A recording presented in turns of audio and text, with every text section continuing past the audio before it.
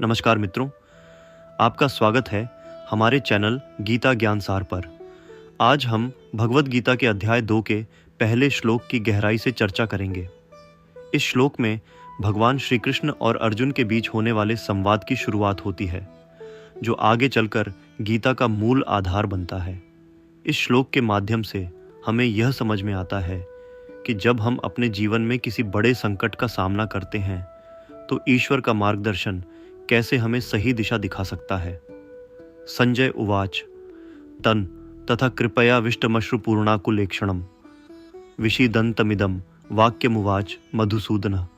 संजय ने कहा, उस समय अर्जुन को करुणा और उदासी से भरा हुआ देखकर, जिसकी आंखों में आंसू थे और जो अत्यधिक शोक में डूबा हुआ था, मधुसूदन भगवान श्री कृष्ण ने उससे ये वचन कहे।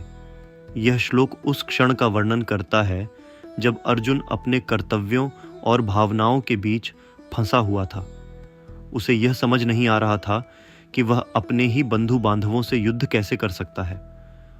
अर्जुन की यह स्थिति हमारे जीवन की उन परिस्थितियों का प्रतीक है जब हम अपने कार्यों और भावनाओं के बीच संतुलन बनाने में असमर्थ होते हैं। अब इसे समझने के लिए एक उदाहरण लेते हैं।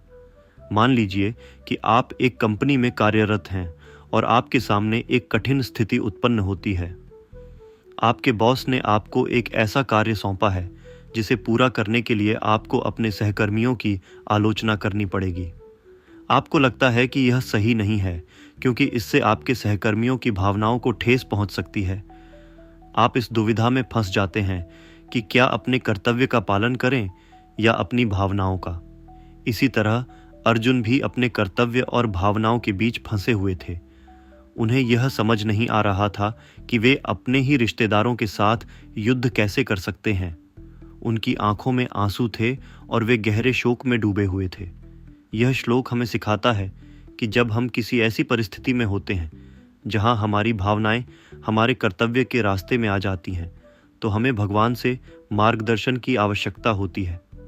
अर्जुन की इस दुविधा को देखकर भगवान श्री कृष्ण ने उन्हें गीता का उपदेश देना शुरू किया, जो आगे चलकर हमारे जीवन के हर पहलू को निर्देशित करने वाली मार्गदर्शिका बन गई।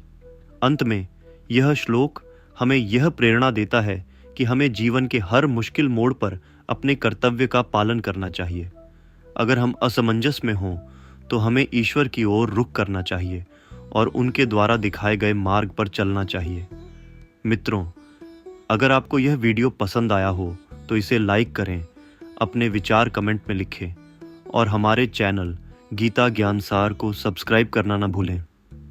ऐसे और भी ज्ञानवर्धक वीडियो के लिए हमारे साथ बने रहें।